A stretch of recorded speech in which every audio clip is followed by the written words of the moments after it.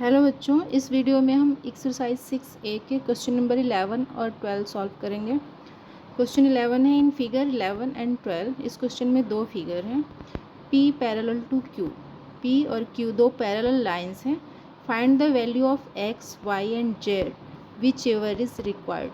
ठीक है, X, Y, Z जो भी दिया है उन्हें फाइंड करना है हमें। तो इस फिगर में हम देख रहे हैं यहाँ X है, ये Y है, ये Z है। इन तीनों को हमें फाइंड करना है। तो एंगल X निकालने के लिए हमें एक ट्रायंगल दिख रहा है यहाँ पे। ठीक है, तो एक एंगल की वैल्यू 75 डिग्री है, दूसरे की 25 डिग्री है और एक एंगल की वैल्यू X है। तो हम इक्वेशन बना के X को फाइंड कर लेंगे। पहले नेमिंग कर लेते हैं, ये A, B एंड C। ठीक है, तो इन ट्रायंगल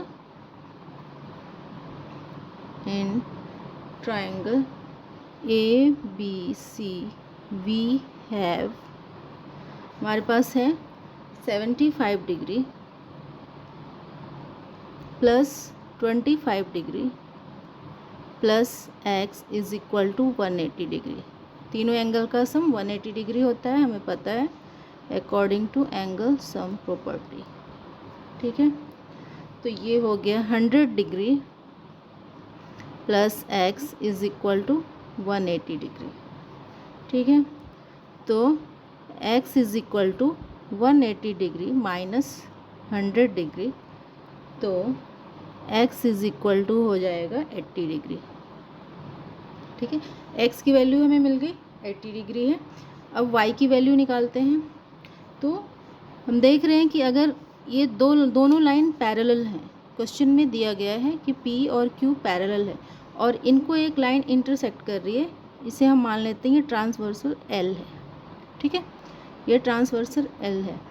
तो ये दोनों ही लाइनों को सेम साइड और सेम पोजीशन पे, ये 25 डिग्री है और यहाँ y है।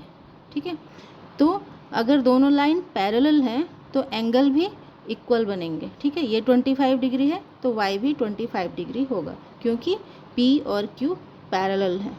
ठीक है, इसलिए since P parallel to Q and transversal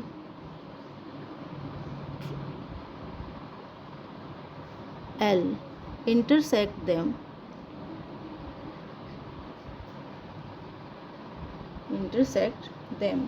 then क्या होगा, 25 degree is equal to angle y। ठीक है, ये 25 डिग्री बराबर होगा एंगल y के, क्योंकि दोनों क्या है, कॉरस्पॉन्डिंग एंगल है, सेम साइड और सेम पोजीशन। इस लाइन के ऊपर है, ये भी इस लाइन के ऊपर है, दोनों पैरेलल लाइंस हैं, तो एंगल भी सेम बनेंगे। ठीक है, इक्वल ही बनेंगे। तो ये y कितना हो गया, 25 डिग्री, क्योंकि ये कॉरस्पॉन्डिंग एंगल है।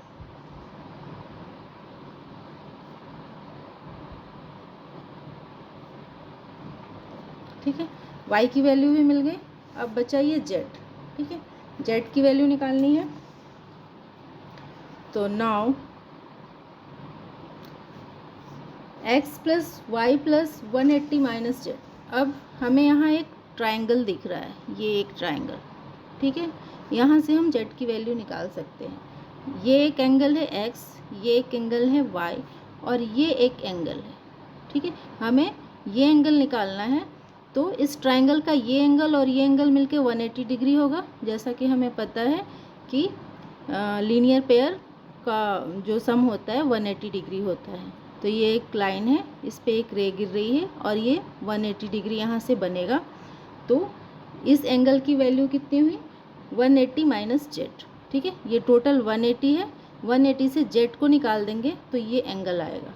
ठीक है, अब हमें जेड निकालना है, इसलिए हमें जेड को भी इसमें इन्वॉल्व करना पड़ेगा। सिर्फ ये एंगल निकालना होता तो इसे कोई वेरिएबल का नाम दे देते, ए मान लेते, दो हमें पता है, तीसरा निकाल लेते, लेकिन हमें जेड निकालना है, इसलिए इस जेड को भी इन्वॉल्व करेंगे। तो ये एंगल हुआ 180 माइनस जेड। टोटल 180 है, माइनस जेड कर देंगे तो ये एंगल मिलेगा। ठीक है, तो x प्लस वाई प्लस 180 माइनस Z. Now angle x plus angle y plus 180 degree minus z is equal to 180 degree according to angle sum property. ठीक, क्योंकि हम इस ट्राइंगल की वैल्यू निकाल रहे हैं, ठीक है, और z को भी इन्वॉल्व कर रहे हैं क्योंकि हमें z की वैल्यू चाहिए।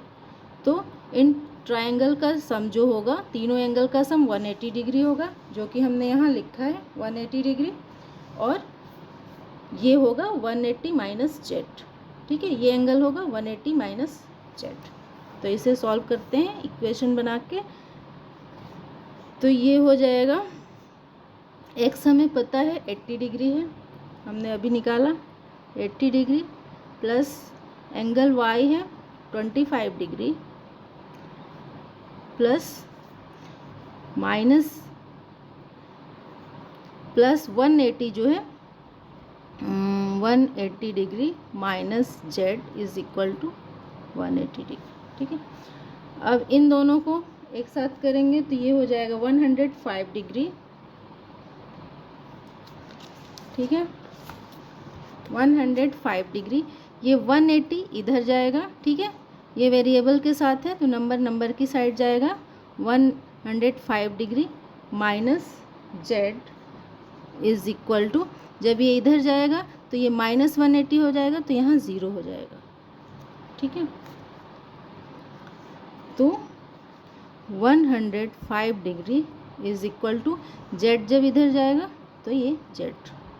ठीक है, तो जेड की वैल्यू 105 डिग्री होगी। इसके अलावा भी हम इस वैल्यू को दूसरे तरीके से भी निकाल सकते थे। पहले हम इस एंगल को निकाल लेते हैं। ठीक है, X plus Y plus angle A is equal to, और फिर ये दोनों एंगल 180 है तो 180 से इस एंगल को माइनस कर देते तो भी हमें जेड मिल जाता, लेकिन वो एक लंबा फिर प्रोसेस हो जाता, इसलिए ये छोटा इसका प्रोसेस है, जल्दी हो जाएगा। 180 माइनस जेड, इसको एक साथ लेके इस एंगल को जेड के साथ इन्वॉल्व करके हम निकाल सकते हैं। तो Z is equal to 105 degree आ जाएगा।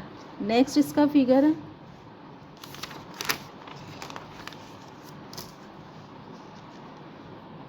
इसमें हमें ये x की वैल्यू निकालनी है। ठीक है, तो ये एक ट्राइंगल हमें दिख रहा है, ये 53 डिग्री दी गई है, ये x है और ये एंगल 35 होगा, क्योंकि ये दोनों पैरेलल लाइन से p और q दोनों पैरेलल लाइन से, इनको एक ट्रांसवर्सल, इसको हम मान लो ये एक ट्रांसवर्सल है t या l कुछ भी।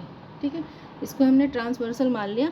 तो अगर ये इसको कट कर रहा है, ये 35 है तो ये अपोजिट साइड है इसके। ठीक है, तो अपोजिट साइड जो अल्टरनेट एंगल होता है वो इक्वल होता है। 35 ये है तो ये भी 35, तो ये 35, ये 53, ये x, इक्वेशन बना के x की वैल्यू निकल जाएगी। ठीक है, since p parallel to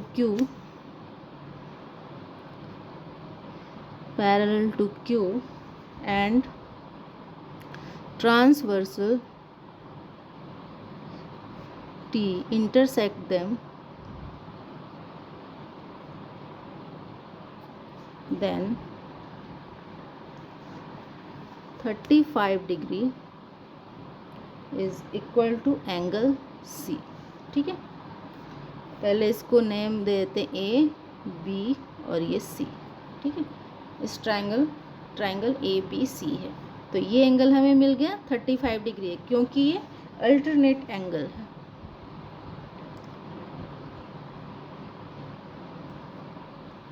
alternate angle. ठीक है, तो now in triangle ABC we have angle A plus angle B plus angle C is equal to 180 degree according to angle sum property। ठीक है, तो एंगल ए हमें पता है 53 degree, plus B X है, प्लस सी अभी हमने निकाला 35 degree is equal to 180 degree. तो 53 और 35 हो जाएगा 88 degree, plus X is equal to 180 degree, तो x is equal to 180 degree minus 88 degree, तो x इज़ इक्वल टू हो जाएगा 92 डिग्री। ठीक है, तो ये x की वैल्यू हमें मिल गई 92 डिग्री। और लास्ट क्वेश्चन है इस एक्सरसाइज का, question 12, is it possible to have a triangle in which, क्या ये पॉसिबल है, ये जो सिचुएशन दिया हुआ है, each angle is equal to 45 degree, किसी ट्राइंगल का तीनों एंगल 45, 45, 45 का हो सकता है, तो ये होगा नो, क्योंकि अगर 45 और 45, 45 को हम ऐड करें तो वो 180 डिग्री नहीं होगा, जबकि तीनों एंगल का सम, ट्राइंगल के तीनों एंगल का सम 180 डिग्री होना चाहिए, जबकि ये कम आएगा। ठीक है, इसलिए नहीं हो सकता।